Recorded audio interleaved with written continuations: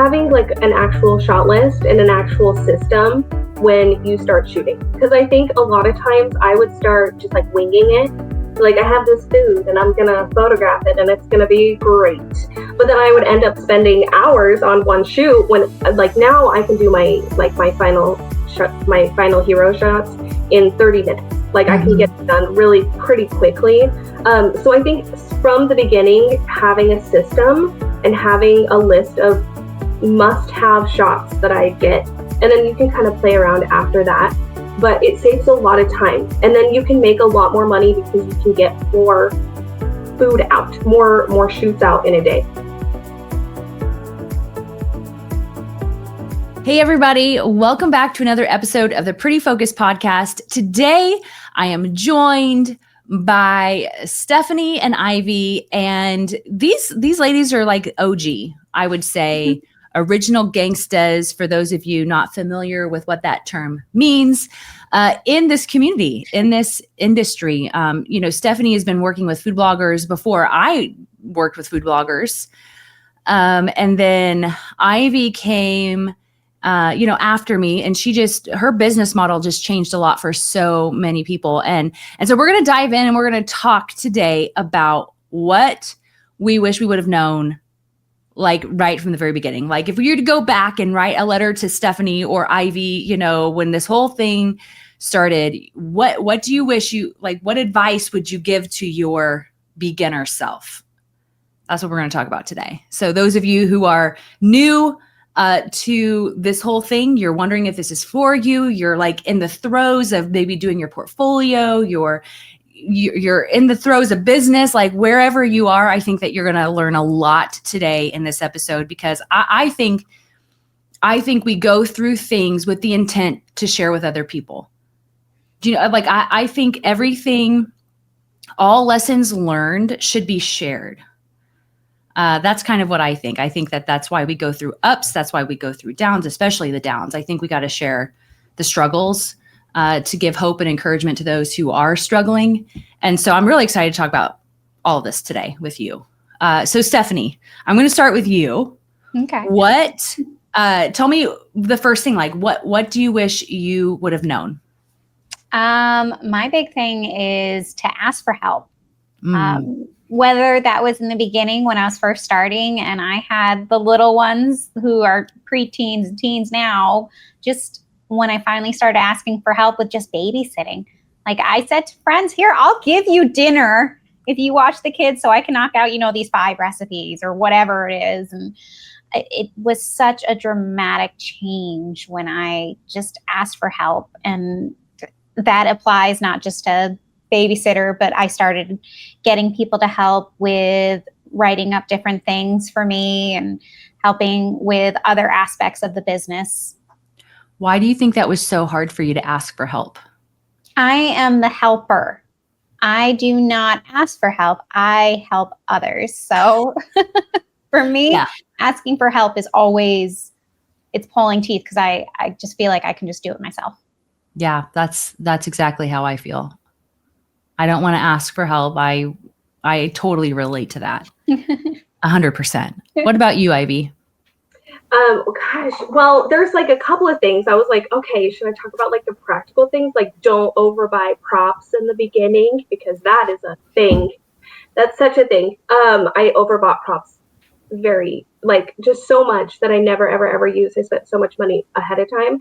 So I think like the main advice for someone starting out would be that you don't need all of the fancy equipment from the very beginning. Mm-hmm. And I think, Melody, you're really good at teaching that in the Pretty Focus course, like, because I'm just like such a fan of the Pretty Focus course. I'm not sponsored.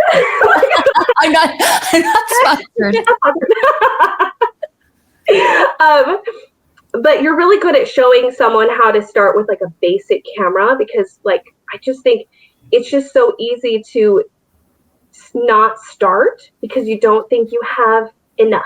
Mm-hmm. And, so I think like when it comes to like props, camera gear, all of like the fancy lighting setup, all of that, you don't need that to start and do well.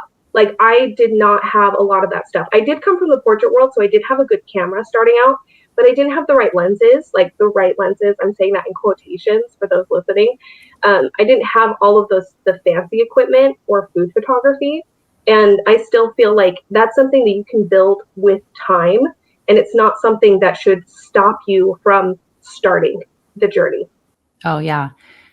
I mean, because you have, for me, I was actually just thinking about this as we're planning this, is how often I delay in making progress because I don't know how to do it, or I don't know the answer, or, you know, for people it's gear. And so you just delay starting because you only look at the obstacles instead of the potential.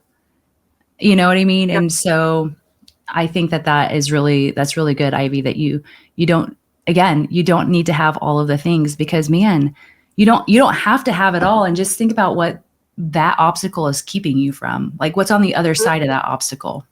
Right. And it keeps you from learning. Like now I'm like, oh my gosh, I can do so much with so little. I already know that about myself.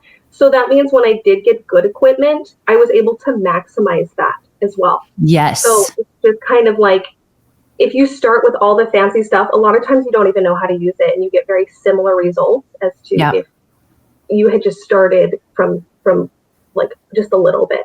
Yeah, because I mean, when you're working on like a crop sensor camera or budget camera, whatever you want to call it, it's like you really have to know your camera well. You've got to know the lighting. You've got to know your camera settings and white balance. And I think you just get to know your camera so much better.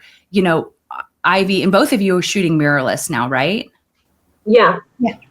So mirrorless is great because it's a lot easier to shoot on. And for me, it's not, maybe because I've been doing it for a while, it's not as challenging. And I just think, like, man, those who learned on a DSLR, it's like learning on a stick shift. Do you know what I mean? It's like learning to drive on a stick shift, and then you go to automatic and you're like, this is great. But like, you learn so much more about the skill of photography whenever you have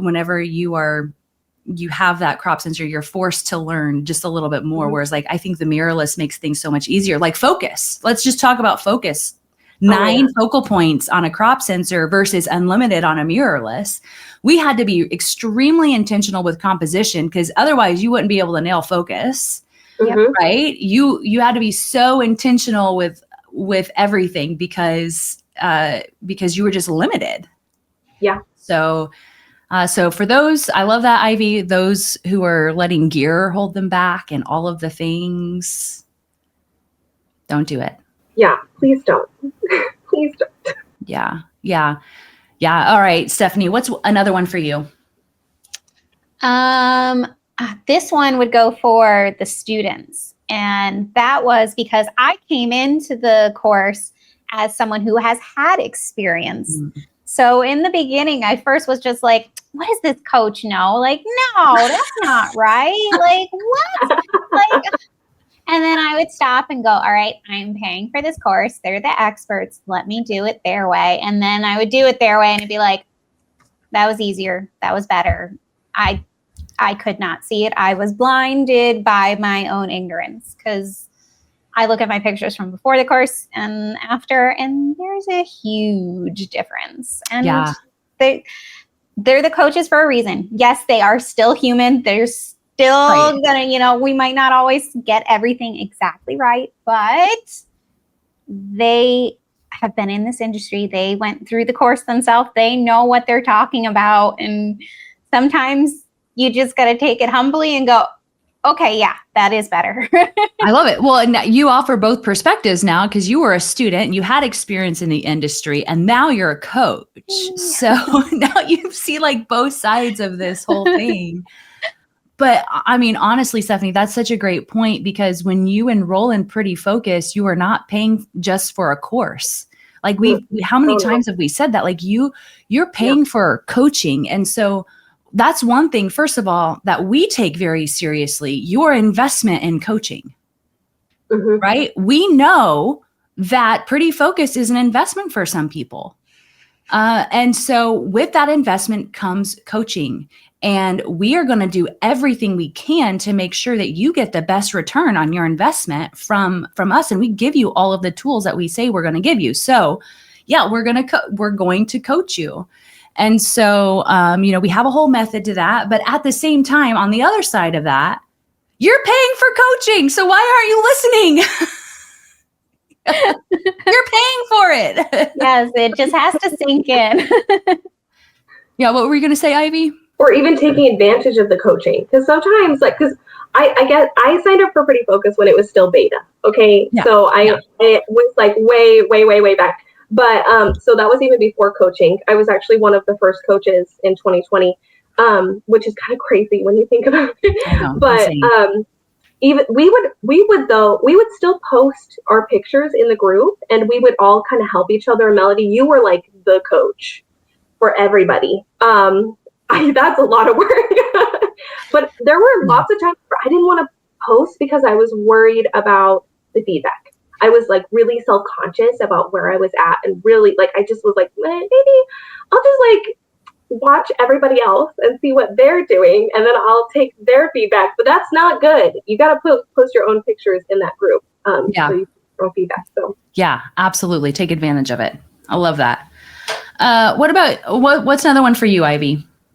I think one of the biggest things that changed the trajectory of my photography journey was to really follow my joy, follow what made me passionate. Because like in this industry, we say all the time, it's like a choose your own adventure kind of thing where you can do recreations where you're just like recreating the photos on their blogs, just recreating their recipes. And you can also like do exclusives where you're coming up with your own recipe, you're developing your own recipe and you're shooting that. And I think early on in my journey, I was working with clients that I didn't really like quite click with, but I kind of just thought that that's kind of how it was supposed to be. Until I realized there were certain things that I really, really liked doing. I really liked developing recipes. I liked being able to choose what I got to eat.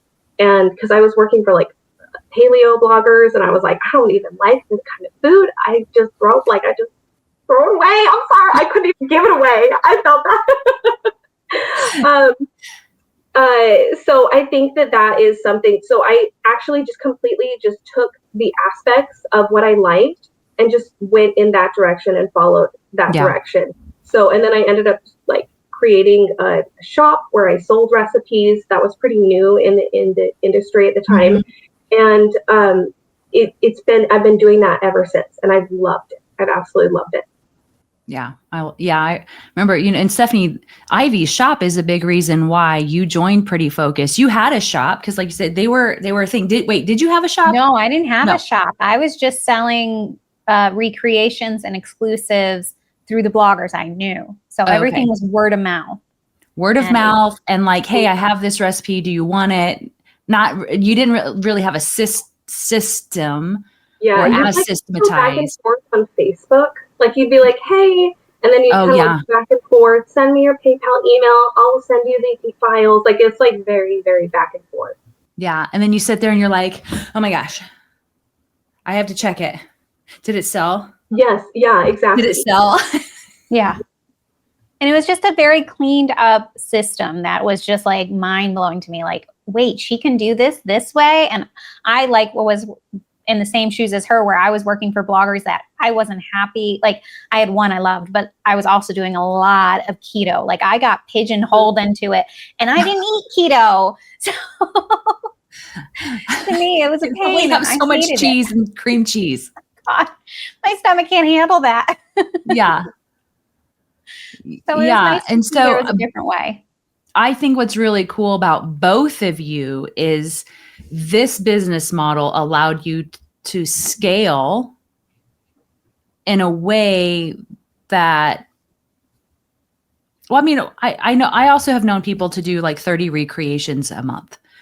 But it allowed you to, so I can't say it allowed you to scale. It just was a different business model, right? It was that automation. It kind of gave you a little bit of your time, a lot of your time back because you weren't managing posts.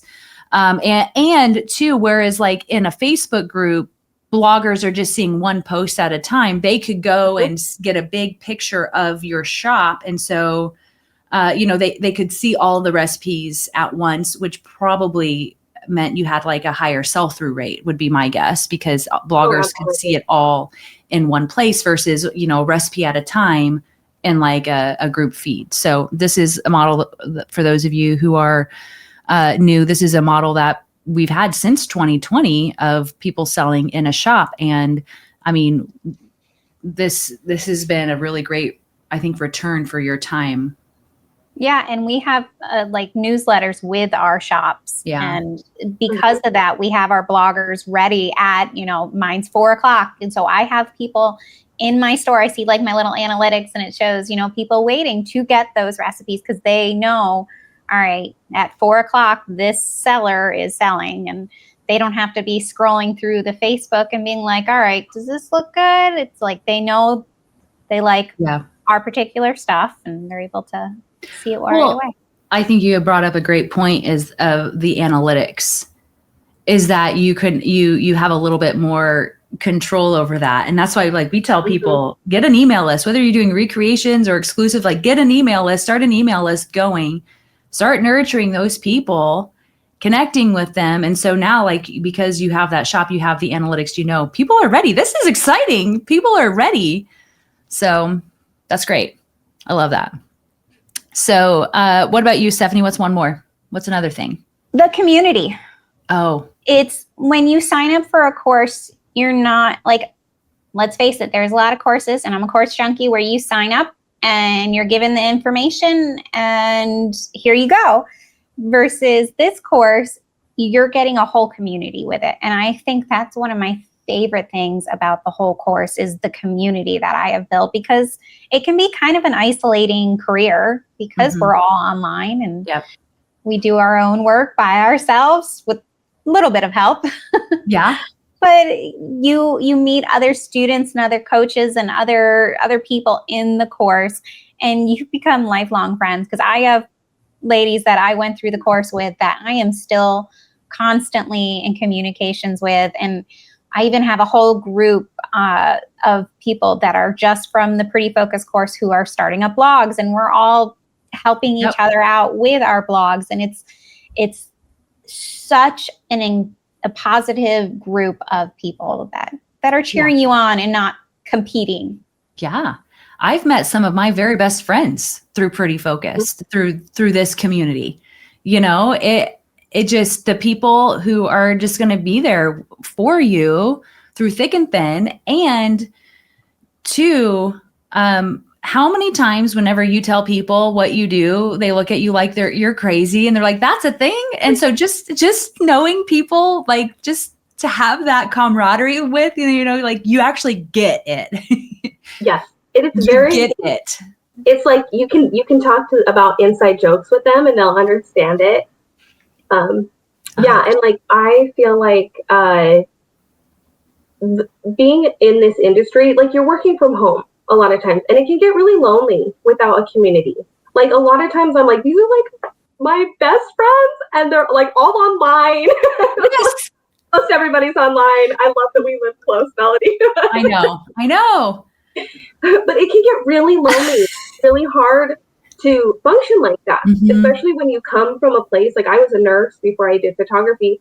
Like I was surrounded by people all day, every day, almost in an overly stimulated kind of way. I'm not mad about working from home, but it did get really lonely really fast when I started working from home. Yeah. Yeah. And so just having the people, even though it's online, but Ivy, every time, and Stephanie, every time we get together, it's just like we all work in an office. Yes.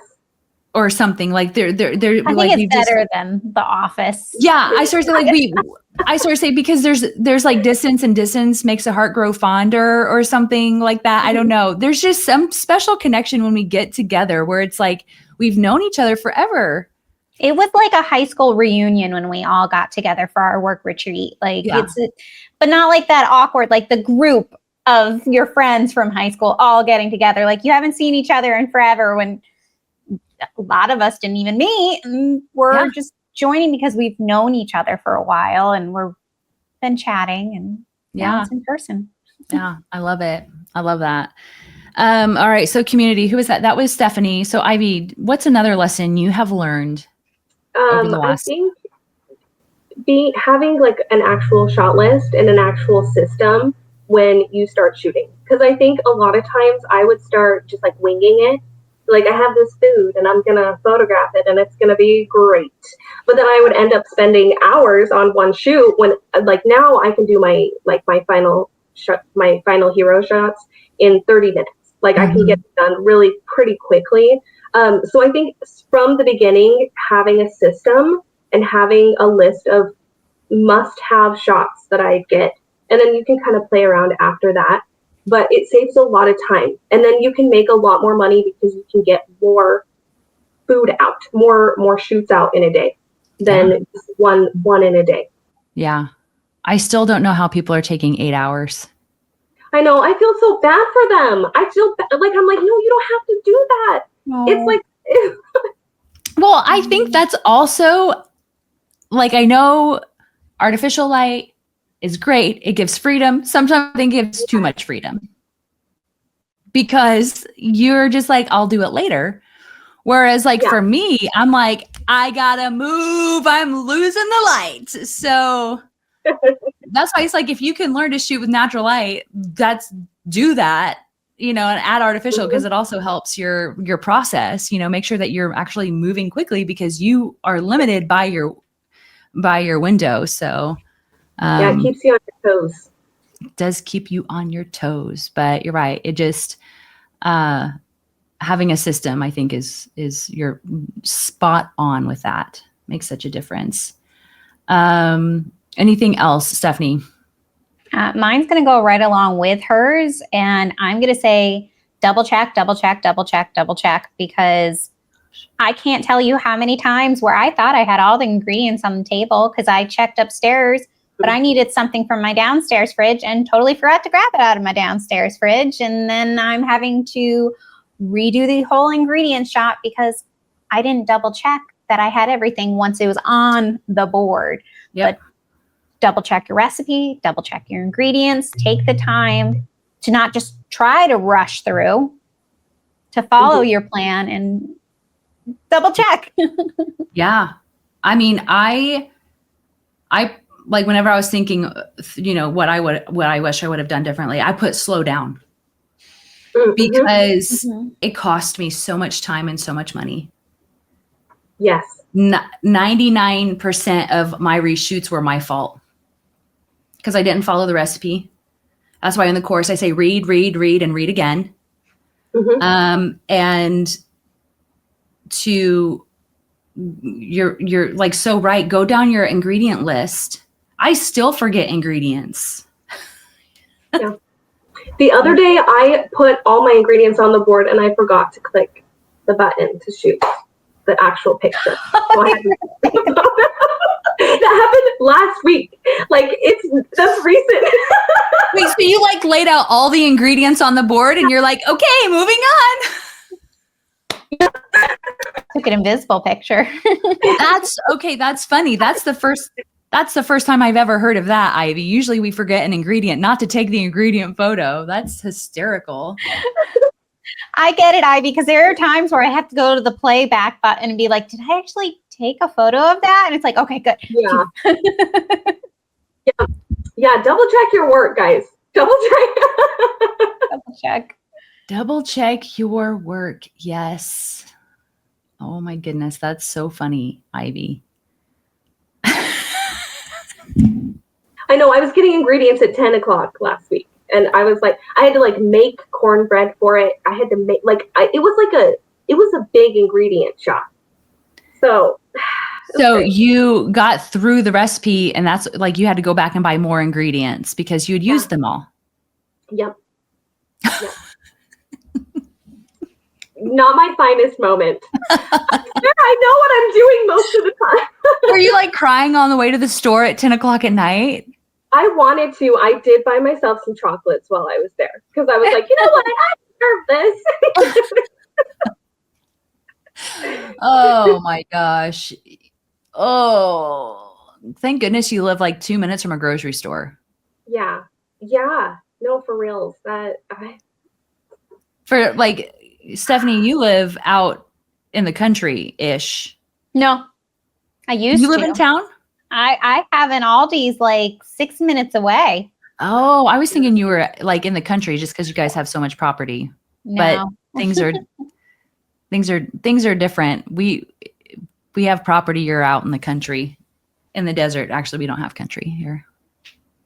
But anyway, okay. So moving on. So Stephanie, what's something else you learned that you wish you would have known? What I wish I would have known, that their journey is not my journey. That you cannot compare yourself to others because you don't know what they're going through, what you're going through, of course you know what you're going through, but you don't know what you're going through. You don't know what you're going through. You have no idea. You don't know what they're going through, what they have. They might have extra support. You don't know. They might live at home with, their mom and they can have, all this extra help in the kitchen. You don't know their story. So you can't compare yourself to them. They can be everyone's at a different point in their own journey. And when you're comparing, like if I jumped into the course and started comparing myself to Ivy, I would have just been, all right, I'm done. Like, yeah. And I compare myself to other people all the time too. So it's just a cycle of like. Well, and Ivy, when you first started, you didn't have any kids. No, I didn't. And that changed a lot when I had my baby. One thing that I learned recently, and I shared this on another podcast episode recording that I did last week, is that when you compare yourself, the thing is, you don't know the story and you don't know the cost. I like that a lot. You don't know the cost. You don't know what that cost them. And so not to say that everybody, do you know what I mean? Like, not to say that that's always the case, but you don't know the sacrifices. Mm-hmm. And you don't know the cost. And so that's why you just have to like buckle down and just focus on yourself and your own goals. And I think that it's really important to remember their journey is not your journey. I love that. Yeah. Ivy, anything else you want to add? I do have one other thing on a different note. That it's okay to make a mess on your board with your food because that's what makes it fun and lovely. So a lot of because a lot of things, like especially like commercial photography, what you're seeing like on commercials and like on like a McDonald's menu, you're not really seeing like it's very perfect and polished. Yeah. And you really want to have a managed mess. So like the drips and the goo that's what you want. You want that. Because it's like bloggers really like a lived in style. They want it to look lived in and like you want to see like the goo and the drama. And when I first started, I did not want, like, I was like, no, it needs to be perfect. If there is a crumb, it's get that out of them. So, that like, just that would be like something that I wish I knew is okay to make a little bit of a mess. Yeah. I think Redonda calls it like lived in managed mess, right? Because if it's too perfect, like don't make it gross. Don't make a gross mess. Don't like throw things out. Don't throw things randomly out. I used to do that. I like you're saying in the course where it's the mess has to be slightly controlled. You don't want to be the Muppet Chef and have everything flying everywhere. Yeah. That takes me back. It takes me back to how I used to style things, and it's come a long way. Yeah. So I just throw stuff out on the board with no didn't make any sense. So I love that you said that. You can have a mess. It doesn't need to be perfect. Lived in. Okay. Yeah. All right. I think we have time for one more, Stephanie. Do you want to share? Do you have anything else you want to add? Just to live in that moment and remember why you're doing this. And I could have gone back to working in a bakery and could have been working weekends and holidays and all those crazy hours. And I mean, working for yourself, sometimes you are working at 11 o'clock at night to make up for a deadline, but you got to remember why. I am always at every football game, soccer game, pumpkin day at school. And that's one of the big contributing factors for me. So you just have to remember why you signed up, why you love this. And even on those hard days. Yeah. Yep. Even on those hard days. And I think for me along those lines is I had a hard time with boundaries in business. And I really did let it steal from those moments because I didn't plan, because I had to reshoot, because I didn't read. I mean, there were so many mistakes that I made because I didn't have systems in place, because I didn't have a process in place. And those mistakes are what cost me time with my boys. And so that's why systems are so important. That's why processes are so important. That's why, having your plan and getting your heroes done in 30 minutes is so, you know what I mean? It's like, there's so much more. It's not just about the food photography. It's about what food photography allows you to do. Right. And so that's really, really good, Stephanie. I think that's a perfect way to end, is that that's why all these things are so important and why we want to share it with you, is because these are all lessons we've learned the hard way.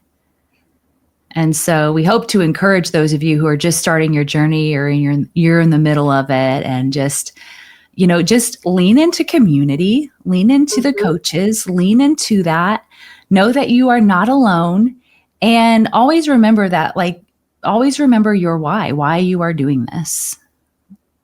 And write that down on a piece of paper, put it on a board, and don't let this and don't let the mistakes keep robbing you, because that's really, again, I'm going to say it again, because I'm having an epiphany moment myself.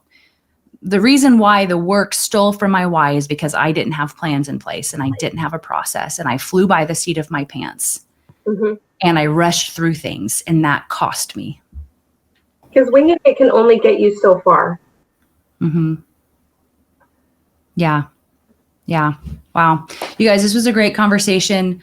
If you learned something from this, would you send us some fan mail? Just send us a message. I think in the description, it says send a message or send a text or something like that.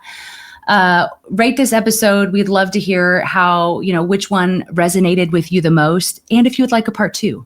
Because I think we could probably keep going on lessons that we have learned, because there have been countless ones. But you guys, thank you so much for joining us today. Stephanie, Ivy, you're the best.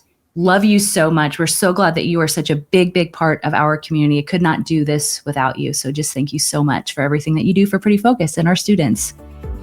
Thank you for having us. All right, you guys. Hope you enjoyed this episode of the Pretty Focus podcast, and we'll see you back for the next one. See you later.